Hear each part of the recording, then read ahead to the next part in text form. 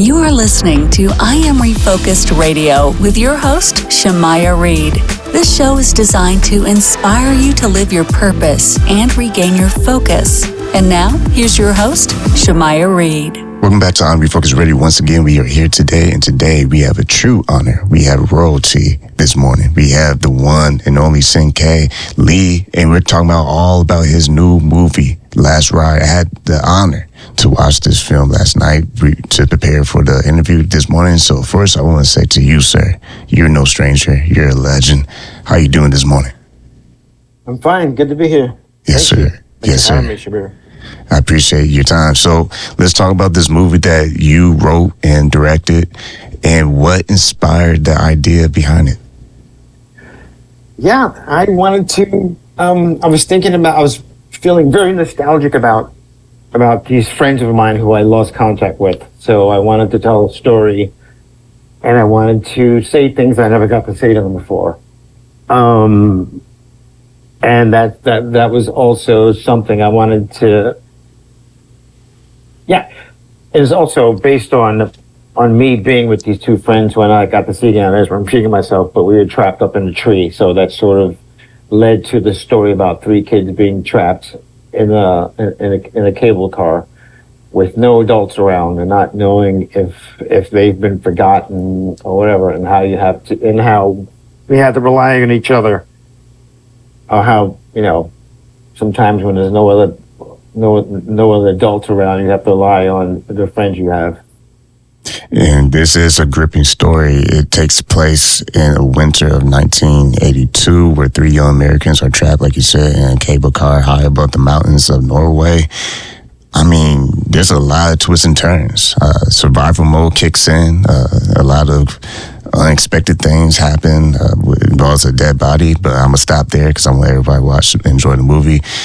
How was it process like for you and your team to create such suspense in this movie? Because it's in this car for most of the duration of the movie, but it keeps you on the edge of your seat. It does. Yeah, I mean, for me, I think was making the characters distinct, different from each other, but also being able to relate to each one of them, and knowing that these characters are going to evolve. They're going to sort of pretty much grow up on screen in front of you. It's a coming of age story with life-threatening situations, and they're left their own devices. So, yeah, that was something that I tried to, make it claustrophobic by putting it one location that they're just trapped up there that they couldn't do. So that was one of the things we tried to do. And I think we pretty much pulled it off. And across different genres, it's coming of age. There's also a horror movie. It's also a science fiction movie. And you don't know what genre it is because you're going through what the kids don't know where they are or what kind of situation they're in. They're coming to their own conclusions, like, is there nuclear war going on? Is there a zombie apocalypse? So you're seeing this through their eyes and you're feeling what they're feeling. So you just don't know when you're a kid what the hell's going on. There is definitely some horror stuff in there, and I'll let the viewers enjoy watching the movie. I won't spill the beans on that. But when you think about visual and technical process and shooting the film, what was your take in trying to sell it? Because, like I said, I can't imagine what the process looks like trying to make it look exciting when it's in basically, in one scene almost. Yeah, I knew. I thought I could shoot something cheap, just hang a cable car from there and put it in front of a screen, and I thought it could be cheap. And I knew, it had to live as if it was actually a play. So I knew it had to hold up that way. And I knew that, because film's a visual thing, so I knew that certain elements had to be believable. We got very lucky because when I wrote the script, the LED volume, which is a special effect they shoot The Mandalorian, first broke out when we did that. So I was like, okay, so I'm going to get a chance to shoot in front of in layman's words, a high definition television set where you can shoot, instead of doing special effects after we finish the film, you get all in camera while you're on set. So the actors, these children, are able to react to what's going on around them in camera. You know, we're swinging the cable car around, the kids are flying or whatever, they're throwing stuff at them. So that was one of the things that I really, really wanted to make real. I mean, I'm looking at the film now and I'm like, oh my God, did we not? How did I put those kids in danger? I'm like, what am I talking about? I was there. They're not going to, I guess they're safe. But looking at the film, I'm a little scared for them, so it's kind of weird. Sometimes you have to take yourself out of it. Once again, we're talking to this morning our special guest today, Cinque, and all about his new movie, Last Ride, that he wrote and directed. And I have to say, you got to work with your brother, executive producer, Spike Lee. What was it like collabing with him? Because y'all, we know you're not a stranger. You both are amazing in the cinema world and true legends. Yeah, I mean, that was very simple. I mean, I've known Spike my whole life.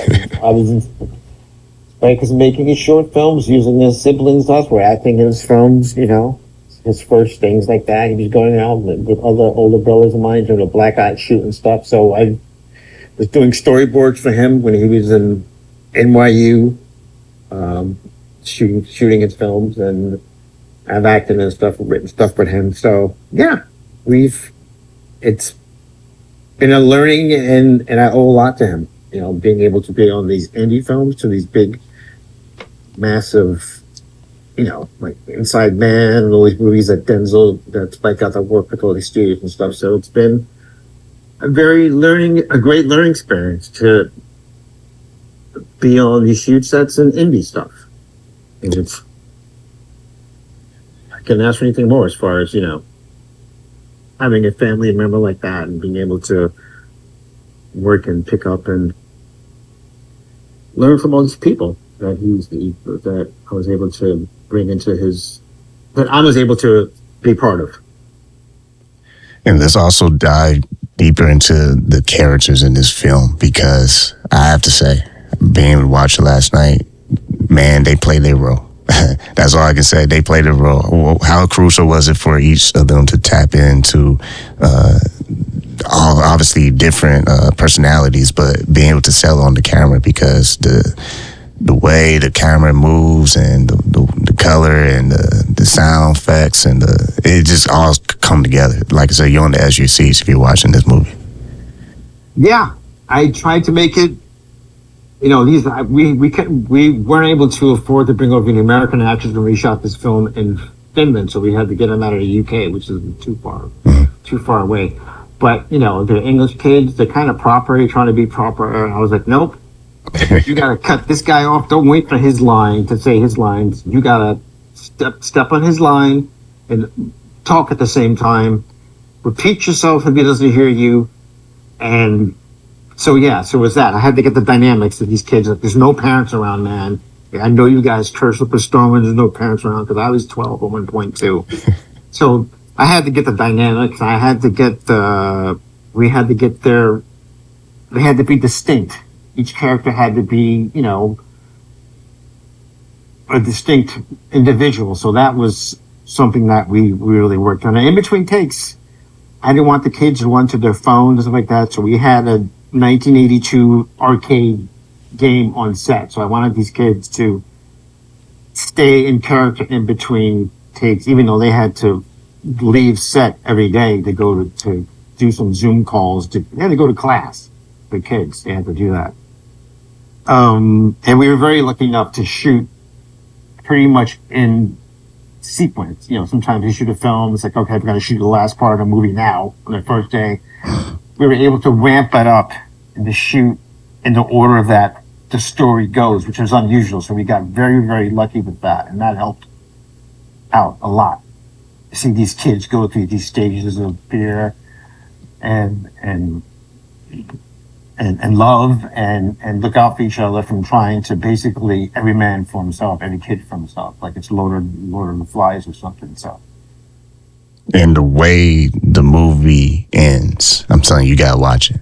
Obviously, I'm not gonna say it, but you have to watch it because, man, I tell you, I was impressed. I was like, okay, wow, this is really, really good. I personally really liked the way the movie ended. I was like, this is awesome, man. So I know I sound like I'm rocking in circles, but it's because I don't want to spill the beans. You got to get Last Ride. It's available right now to rent, buy on video on demand, all digital platforms. We're talking to, once again, our special guest this morning, Cinque, all about his movie that he wrote and directed, Last Ride. Real quick, sir. What do you hope that viewers will be able to appreciate after watching this project? I hope people come away with their friendships they had with kids, and maybe possibly get in touch with some friends that you lost contact with, because that's what made me write this script. So yeah, maybe you can get in touch with some people you lost contact with and see how they're doing, check in on them. You never know, that might make the hell of a difference for them that you thought about them.